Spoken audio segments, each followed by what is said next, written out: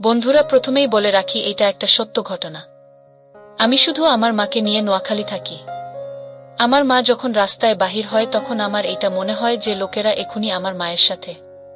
আমাদের গ্রামের এক বড় ভাই ছিল, তার নাম অভি। সে আমার খুব ভালো বন্ধু। সে তার মায়ের ছবি তুলত লুকিয়ে লুকিয়ে, আর আমরা দুজন ছবিগুলো দেখে ইচ্ছা পূরণ করতাম। তো সেইখান থেকে আমার ইচ্ছা আরও বাড়তে লাগলো। এমনিতে আমার মা আমাকে ভীষণ ভালোবাসে, আমিও আমার মাকে খুব ভালোবাসি। এখন মূল ঘটনায় আসি, কিভাবে আমি আমার মায়ের সাথে। আমার ভালোবাসার মিষ্টি বন্ধুরা, কেমন আছো তোমরা? নিশ্চয়ই তোমরা খুব ভালো আছো। তোমাদেরকে মজা দেওয়ার জন্য আবারও নতুন একটি গল্প নিয়ে এলাম। আজকের গল্পটি খুবই মজাদার হতে চলেছে। আমি শিওর বলতে পারি গল্পটি শেষ পর্যন্ত শুনলে তোমাদের দাঁড়িয়ে যাবে। তাই ভিডিওটা শুরু থেকে শেষ পর্যন্ত দেখার অনুরোধ রইল। তাহলে কথা না বাড়িয়ে এবার আসল ঘটনা আসি। আমার নাম শ্রাবণ। আমি নোয়াখালী জেলার সোনাইমুড়ি গ্রামে থাকি। পরিবারের সদস্য বলতে কেবল আমি আর আমার মা। আমরা এই দুজন ছাড়া পরিবারে আর কেউ নেই। বাবা 2 বছর আগে ডেঙ্গু জ্বরে মারা যায়। গ্রামের দক্ষিণ দিকে আমাদের বাড়ি। আমাদের বাড়ির পরে আর কোনো বাড়ি নেই। ক্ষেতখামার, পাহাড় জঙ্গলে ভরা, যেখানে প্রয়োজন ছাড়া কেউ কখনো আসে না। বাড়ির সাথেই কয়েক কাঠা জমি থাকায় আমাদের মা ছেলের সংসার কোনোমতে চলছে। বাবা মারা যাওয়ার পর পড়াশোনা বাদ দিয়ে মার সাথে মাঝে মধ্যে কৃষি কাজ করি। বেশি সময় আমরা সবজির চাষ করি, তাই যা কাজ করার আমরা নিজেরাই করি। আর সাথে আমি একটা কাপড়ের দোকান চালাই। এভাবে দুজনের সংসার বেশ ভালোই চলছে। আমার বয়স 24 বছর আর আমার মায়ের বয়স 39 বছর। আমার মায়ের 15 বছর বয়সে বিয়ে হয়, আর আমি 1 বছর পরে আমি এই দুনিয়াতে আসি।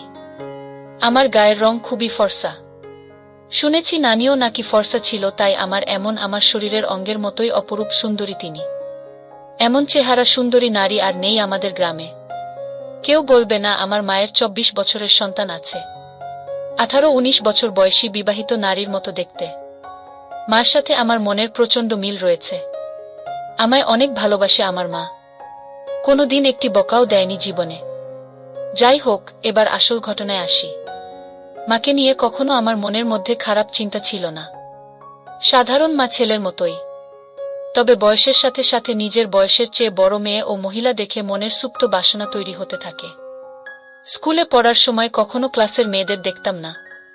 ম্যাডাম বা আন্টিদের প্রতি নজর যেত সবসময়, আর এখন এটা আরও বেশি বেড়ে গেছে। 24 বছরে অনেকেই বিয়ে করে, কিন্তু আমার এখনো বিয়ে করা হয়নি। তার উপর কাপড়ের দোকান করি। দোকানে মেয়ে ও মহিলাদের পোশাকই বেশি। অনেক কষ্টে তাদের সামনে নিজেকে সামলাই। আর তাছাড়া গ্রামের একমাত্র কাপড়ের দোকান আমার, তাই সবাই এখানে আসে কেনাকাটা করতে। আমাদের গ্রামের এমন কোনো মহিলা বা মেয়ে নেই যাদের ওই কাপড়ের মাপ আমি জানি না। ভাগ্য ভাল হলে প্রায় মাপ নিতে গিয়ে কৌশলে হাত বুলিয়ে মনের আশ মিটাই। এভাবেই আরও বেশি খালা কাকিদের প্রতি আগ্রহটা বাড়ছে। হঠাৎ করে যে একদিন আমার জীবনের মোড় ঘুরবে তা কখনো কল্পনাও করিনি। এক রাতে আমার স্বপ্ন দোষ হলো। মা ছেলে দুজন মানুষ, তাই এক ঘর দিয়ে চলছি আমরা। মার আমার অপর পাশে একটা খাটে ঘুমায়। আমাদের মাঝে চাদরে বেড়া দেওয়া। উঠে বসে দেখি বিছানা একদম তলিয়ে গেছে ভিজে। লুঙ্গি শুকনো অংশ দিয়ে বিছানায় ভেজাটুকু কোনো রকমে মুছে টয়লেটে গেলাম।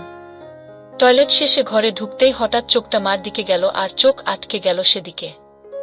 শাড়ি উপরে উঠে পায়ে কিছুটা বেরিয়ে আছে, কিন্তু এটুকু দেখে আমার চোখ আটকে গেল। নিজের অজান্তেই কেমন একটা ঘোরে হারিয়ে গেলাম।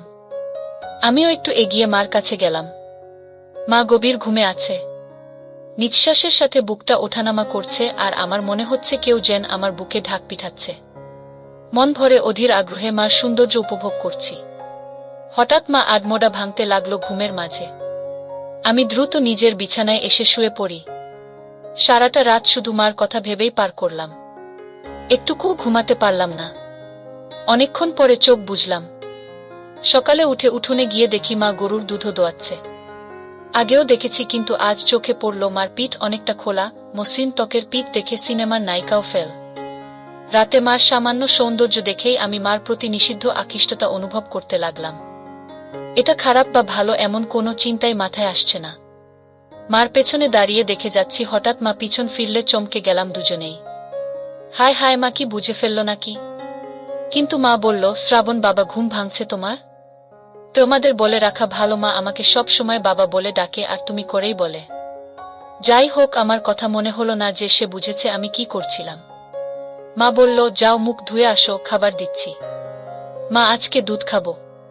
এই দুধ খাওয়া। আমি মনে মনে অন্য কিছু বলতে লাগলাম। আমার ডাকে সম্বিত ফিরল। মা বলল, এই দুধ খাবি? এখন দোহাইতাছি, গরম না করলে খাবি কিভাবে? আমি বললাম, আমি এভাবেই খাবো, তুমি খাইয়ে দাও। আচ্ছা আসো। এই নাও পাগল ছেলে। মা গ্লাসে করে দুধ ঢেলে এগিয়ে দিল। মা মুচকে গেছে আমার চুলায় দিয়ে বলল, এখন যাও হাত মুখ ধুয়ে আসো, খাইতে দিব। আমি হাত মুখ ধুয়ে খেতে এসে মাকে বললাম, আজ আমাকে খাবার দাও। মা অবাক হয়ে বলল, আজ কি হয়েছে তোমার? আমি বললাম, কেন মা? মা বলল, খাওয়াই দিতে পারবা না? কি বলছো? তাহলে এমন জিজ্ঞেস করো কেন? আচ্ছা বাবা, রাগ করো না, আসো আমি খাইয়ে দেই। এমন সময় আমি বললাম, আচ্ছা মা, তুমি আমাকে ভালোবাসো? আমার এমন প্রশ্ন শুনে মা এক প্রকার ভয় পেয়ে বলল, কি হয়েছে তোমার? আজকে এমন কেন করছো? শরীর খারাপ নাকি? বলে আমায় কপালে গালে ছুঁয়ে দেখতে লাগলো জ্বর আছে কিনা। আমি বললাম, আরে মা, আমি ঠিক আছি, আমার কিছুই হয়নি। জিজ্ঞেস করতে মন চাইল। মা বলল, তুমি ছাড়া আমার জীবনে আর কেউ আছে নাকি? তোমাকে নিয়ে আমার সব, আমার প্রাণ তুমি। নিজের জীবন থেকেও তোমায় বেশি ভালোবাসি, কিন্তু হঠাৎ এসব কেন জানতে চাইছো? মা, তুমি বাবা মারা যাওয়ার পর থেকে আর আগের মতো নেই, সাজুগুজু করো না, নতুন কিছুও পড়ো না, আমার কিন্তু এসব ভালো লাগে না। মা নিরাশ হয়ে বলল, বাবারে, স্বামী মারা গেলে কোনো নারীর অস্তিত্ব থাকে না। তুমি আমার জীবনে আছো বলেই আমি বেঁচে আছি, না হলে আমি আগে মারা যেতাম। আমি বাবাকে অনেক বেশি ভালোবাসতে, তাই না? মা বলল, সব স্ত্রী তার স্বামীকে ভালোবাসে, আমিও ভালোবাসতাম, কিন্তু মা আমাকে ভালোবাসনা তার প্রমাণ দিয়ে দিলেন। আমার পছন্দ তুমি সেজেগুজে থাকো, কিন্তু তুমি তা করো না। আমায় ভালোবাসলে এমন করতে না। তুমি খুশি থাকো, তা চাই আমি। তুমি একটা বিয়ে করে আবার সুখের সংসার করো, তাহলে জীবনটা ভালো কাটবে। কেন এসব বললাম আমি নিজেও জানি না, মনে হলো আর বলে দিলাম। আমার কথা শেষ হতে না হতেই ঠাস করে একটা চড় পড়ল আমার গালে। আমি ব্যথার চেয়ে অবাক হয়েছি। আমার জ্ঞান হওয়ার পর কখনো আমাকে কেউ মারেনি। মার তো দূরে থাক, কখনো চোখ রাঙিয়ে কথা বলে না, কিন্তু আজ এতই রাগ হলো যে মার খেলাম। আমার চোখ লাল হয়ে আছে। কাঁদতে কাঁদতে বলল, নিজের বাবা মরে গেছে বলে মাকে অন্যের বিছানায় দিতে চাও? বোঝা হয়ে গেছি আমি, তাই না? আমাকে খাওয়াতে পড়াতে কষ্ট হচ্ছে, আমি চলে যাব, চিন্তা করো না, বলেই উঠে চলে গেল। মা নিজে বিছানায় শুয়ে কাঁদতে লাগল। আমি উঠে তার কাছে গিয়ে 1000 বার বোঝানোর চেষ্টা করলাম, কিন্তু আমার কোনো কথাই শুনল না। মা বলল, এখন আমার চোখের সামনে থেকে যাও। আমি মার কথায় ভয় পেয়ে যাই, বের হয়ে যায় দোকানের উদ্দেশ্যে। রাতে কথা বলল না, যে যার মতো শুয়ে পড়ি। হঠাৎ ঘুমের মধ্যে গালে নরম ছোঁয়া পেয়ে উঠে পড়ি। দেখি মা সামনে বিছানায় বসা। উঠে আমি সামনে বসতেই মা চোখ জ্বলে করে আমার গালে হাত বুলিয়ে বলল, ব্যথা করছে তাই না? আমাকে মাফ করে দাও মা, আর কখনো এমন বলব না এসব। তুমি আমার কাছে মোটেও বোঝা না। আমি ভেবেছি হয়তো তোমার ভালো হবে, কিন্তু তুমি কষ্ট পাবে জানতাম না। আমায় মাফ করে দাও। মা সাথে সাথে আমায় বুকে টেনে নিল, বলল, বাবারে, আমি তোমায় ভীষণ ভালোবাসি। তোমার ছেলে কারো সংসার এগিয়ে নিজের সুখ চাই না। তোমার বাবার পরে তুমি আমার একমাত্র সম্বল, আর কখনো এমন বলো না বাবা। আমি আর কখনো বলব না মা। আমার উপর আর রাগ করে থেকো না। এবার মনের কষ্ট ভয় দূর হলে আমি মার সৌন্দর্যের উপর আবার আকৃষ্ট হলাম। পরদিন বিকেলে বাড়ি ফিরে আমি চমকে উঠলাম। আমার পরনে একটা সবুজ শাড়ি আর হলুদ ব্লাউজ পরার চমৎকার মানিয়েছে। আমায় দেখে মুচকি হেসে বলল, এখন ঠিক আছে তো? তুমি সত্যিই আমার জন্য নতুন শাড়ি পরেছ? তুমি ছাড়া কি অন্য কেউ আছে আমার? আমি খুশিতে মাকে জড়িয়ে ধরি। মাও সাড়া দিল, তুমি আমার জান, তোমার খুশি আমার খুশি। তুমি নতুন নতুন সাজবে, তা আমার খুবই ভাল লাগে। মা বলল, বুঝেছি, তোমাকে এখন সুন্দরী একটা মেয়ে দেখে বিয়ে দিতে হবে। আমি বললাম, মা আর কখনো বিয়ের কথা আনবে না। মা বলল, সে কি, বিয়ে কেন করবে না? আমি শুধু তোমায় নিয়ে থাকব। মা বলল, আরে পাগল ছেলে, আমি তো থাকবই। বিয়ে করতে তাতে সমস্যা কোথায়? আমি বললাম, আমার আর তোমার মাঝে অন্য কেউ আসতে পারবে না। আমি চাই না আমাদের মাঝে কেউ আসুক আর কখনো বিয়ের কথা বলবে না। তুমি ছাড়া আর কাউকে নিয়ে আমি সংসার করতে চাই না। আমার কথা মা ছেলের মমতা মনোভাব বুঝেছে, কিন্তু তা ছাপিয়েও যে আমি তার মন প্রাণ সব পাওয়াটা ভাবছি তা তো সে জানে না। আচ্ছা বাবা, আর বলবো না। মা কিছুক্ষণ আমায় চেয়ে দেখল ও বলল, আচ্ছা যাই হোক, বললে না তো আমায় কেমন লাগছে? আমি বললাম, একদম পরীর মতো লাগছে তোমায়। মা লজ্জা পেয়ে বলল, দুষ্টু, খালি মজা করো, সত্যি বলছি আমি, বিশ্বাস করো। আচ্ছা আচ্ছা হয়েছে, এখন যা গোসল করে আয়। আমি পুকুরে গেলাম গোসল করতে। বাড়িতেই পুকুর, আমাদের ঘরের পাশে। আমি গোসল করে গা মুছে সেই হালকা ভেজা গামছা পরে এসে মার সামনে দাঁড়িয়ে বললাম, ভিতর থেকে লুঙ্গি এনে দাও মা। হঠাৎ মার চোখ খেয়াল করলাম আমার গামছার দিকে। নিচে তাকিয়ে দেখি আমার ওটা স্পষ্ট আকারে বোঝা যাচ্ছে। তার মানে কি মা তাই দেখছিল, আমি মেলাতে পারলাম না। সেদিন রাতে হঠাৎ ঘুম ভাঙল একটা অদ্ভুত শব্দে। উঠে ভাবলাম মার কাছে গিয়ে দেখি বিছানায় নেই মা, দরজা খোলা। হয়তো বাহিরে কোনো সমস্যা হয়েছে কি না ভেবেই তড়িঘড়ি করে বাহিরে গেলাম। মাকে ডাক দিলাম কিন্তু সাড়া নেই। হঠাৎ একটা শব্দ এলো গোসলখানা থেকে। পুকুরে গোসল করে মা, তবে মাঝে মাঝে গোসলখানায় করে, তাই সেখানে এগিয়ে গেলাম দেখতে, শব্দ খুঁজতে। এগিয়ে যেতেই শব্দ বাড়ছে। হঠাৎ শব্দটা কেমন অদ্ভুত হল, বুঝতে পারছি না এমন শব্দ কিসের জন্য করছে মা। এগিয়ে গোসলখানা কাছাকাছি যেতেই পর্দার ফাঁকে যা দেখতে পেলাম তা মার প্রতি আমার ধারণাই পাল্টে গেল। গোসলখানার দরজা নেই, পর্দা লাগানো বলে সব দেখছি, কিন্তু মা জানেই না। মা টিউবওয়েলের চোখা অংশের উপর বসে আজব কাজ করছে। শাড়ি পরা বলে তা দেখা যাচ্ছে না, কিন্তু বোঝা যাচ্ছে। কাজ সেরে মা টিউবওয়েল থেকে নেমে গেলে আমি চুপি পায়ে ঘরে শুয়ে পড়ি। চোখ বুজে হালকা খুলে দরজায় নজর রাখে ঘুমের ভান করে, আর লুঙ্গি তুলে রাখি যেন দেখা না গেলেও আমার কৌতূহল বাড়ে। আমার ঘরে ঢুকল, দরজা আটকে আমার বিছানার কাছে এসে দাঁড়াল। সে দাঁড়িয়ে থাকায় তার চোখে বাড়ি থেকে জানলার ফাঁক দিয়ে আসা চাঁদের আলো স্পষ্ট দৃষ্টি আমাকে গিলে খাচ্ছে। ঘুমের মাঝেখানে আমি আডমোডা ভাঙার ভান করলাম, তাতে মা তড়িঘড়ি করে চলে গেল নিজের বিছানা। আমার মন খুশিতে নেচে উঠল মার আমার প্রতি এতই আকর্ষণ দেখে। কখন যে মার কথা ভাবতে ভাবতে ঘুমিয়ে গেলাম বলতেও পারি না। সকালে ঘুম ভাঙতে উঠে দেখি মা এখনো ঘুমিয়ে আছে, কিন্তু অবাক করা বিষয় দেখে মাঝখানে চাদরটা সরিয়ে রাখা। মাকে দেখে আমার চোখ আটকে গেল। আমি মাকে ডাকলাম, মা উঠো, সকাল হয়ে গেছে তো। আজকে এত সকাল হয়ে গেল এখনো উঠোনি যে? মা ঘুম থেকে চোখ মেলে উঠে বসল, কিন্তু সামান্য বিচলিত নয় আমায় দেখে যে তার কাপড় ঠিক নেই। স্বাভাবিক গতিতেই কাপড় ঠিক করে বিছানা থেকে নামল। মা এত দেরিতে উঠলে, ক্লান্ত নাকি? পরিশ্রম করা হয়েছে খুব, তাই ক্লান্ত। এখন ভাল লাগছে। আমি মনে মনে বললাম, কি পরিশ্রম তা তো জানি। এই চাদর সরালো কে? আমি সরিয়েছি। ঘরে আমরা ছাড়া কেউ নেই, তো চাদর রেখে কি হবে? আর যে গরম পড়েছে, এভাবে চাদর থাকলে আলো বাতাস চলাফেরা করে না। মার যুক্তি শুনে মুচকি হাসলাম মনে মনে। মা বলল, বাবা তোমার খিদে লেগেছে তাই না? তুমি হাত মুখ ধুয়ে আসো। আমি বললাম, না, আগে গোসল করব, তারপর খাবো বলেই আমি পুকুরে গেলাম। বন্ধুরা, ভিডিও মাঝখানে একটা কথা বলতে চাই। আমি তোমাদের আনন্দ দেওয়ার জন্য খুব কষ্ট করে ভিডিও বানাই, তাই তোমাদের কাছে অনুরোধ থাকবে অবশ্যই এই ভিডিওটি দেখে একটি লাইক করবে এবং সামিয়া ব্লগ চ্যানেলটি সাবস্ক্রাইব করে পাশে থাকবেন। আজ গামছাও নিলাম না, গোসল করে ভেজা কাক হয়ে এলাম মার কাছে। আগের দিন তো হালকা ভেজা গামছা ছিল, তাই অতটা ভালো বোঝা যায়নি, কিন্তু আজ একদম ভিজে, গায়ে সেটে আছে লুঙ্গি। মার দৃষ্টি আমার উপরে আর চোখে গিলে খাচ্ছে। জিভে যেন জল এসে গেছে, এমন করে তাকিয়ে আছে আমার দিকে। আমার বেশ ভালো লাগছে তা দেখে। আমার ভিতর থেকে গামছা লুঙ্গি এনে দিল। যতক্ষণ আমার মোছা শেষে লুঙ্গি না পরলাম সে লুকিয়ে দেখতে চলল। হঠাৎ মা বলল, তুমি একটু বসো, আমিও গোসল করে আসি। আজকে গরম লাগছে, এসে খাইয়ে দিব তোমায়। আমি ভাবলাম ভালোবাসা দেখাতে খাইয়ে দিবে, কিন্তু আরও কিছু অপেক্ষা করছে তা বুঝিনি। মা যে গোসল করতে না, শুধু শরীর ভেজাতে পুকুরে গিয়েছিল তা বুঝতে বাকি রইল না। 2 মিনিটে ফিরে এলো। আমরা ভেজা শরীরে আগেও দেখেছি এমন ভেজা শরীরে, কিন্তু আজ আমাকে দেখাতে যে আমরা ভেজা শরীরে এসেছে তা আমি জানি।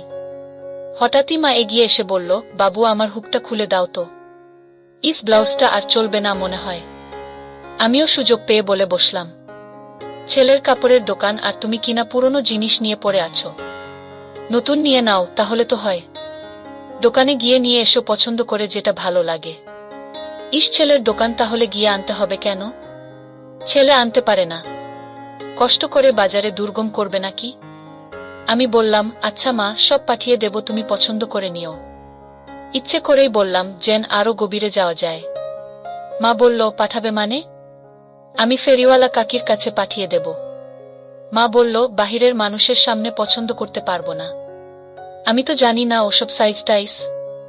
তাছাড়া আমার সামনে এসো, সমস্যা হবে না। মাকে বলল, সমস্যা হবে? দোকানদার হয়েছে, খদ্দেরকে কাপড় দেখাবে। কি সব বলছো বলো তো? দোকানেও কি এমন করো? আচ্ছা মা, ভুল হয়েছে। আমি নিয়ে আসবো সবগুলো, তোমার পছন্দমতো মাপ বুঝে নিও। সব কেন আনবে? আমার মাপের গুলোই শুধু আনবে।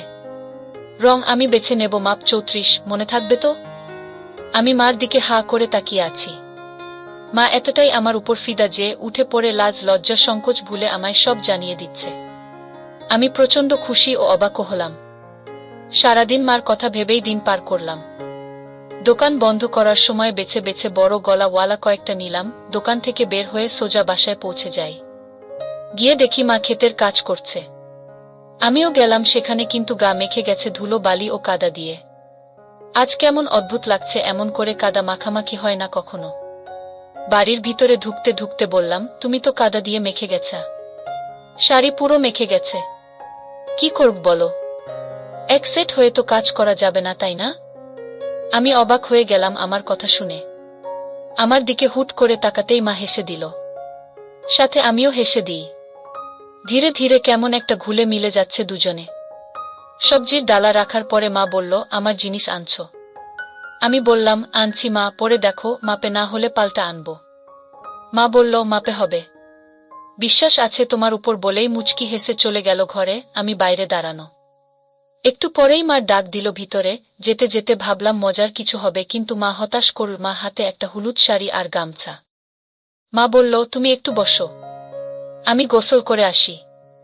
বলেই আমরা পুকুরে চলে গেল। কিছু না ভেবেই চলে গেলাম। একটু পরেই পুকুরের কাছে ঝোপঝাড়ে গিয়ে দাঁড়িয়ে উকি মারতেই চোখ কপালে উঠে গেল। আহে, কি সুন্দর লাগছে বলে বোঝানো যাবে না। হঠাৎ একটা পিঁপড়া কামড় দিলে আচমকায় মুখ থেকে উহ শব্দ বের হয়ে গেল আর ঝোপঝাড় একটু নড়ে গেল।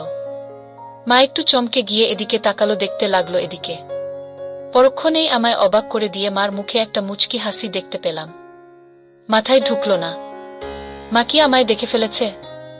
হঠাৎ নিচে পায়ের দিকে তাকিয়ে দেখি আমার শরীর পুরোটাই মার দিক থেকে দেখা যাচ্ছে।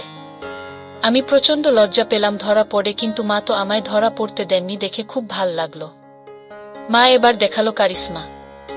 আগে পানিতে একটা ডুব দিয়ে পানি থেকে উঠল। তখনই আমায় আকাশ থেকে ফেলে মা অকল্পনীয় কাজ করল। ডাঙায় উঠে দাঁড়িয়ে আগে আমার দিকে তাকিয়ে একটা অদ্ভুত মুচকি হাসি দিল। এই প্রথম আমার মার এই সৌন্দর্য দেখে আমি অবাক।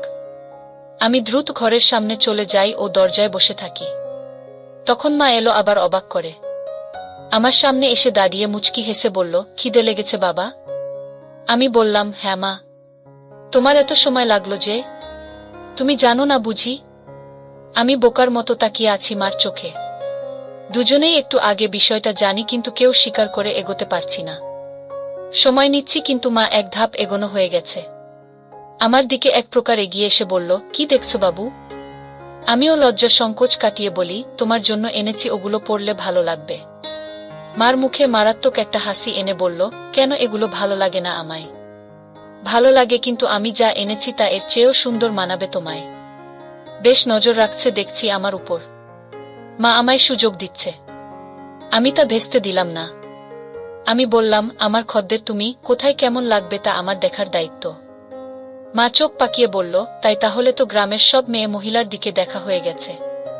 আমি হকচকিয়ে গেলাম, কথা সত্যি, কিন্তু বুঝলাম মার খানিকটা জ্বলন হচ্ছে।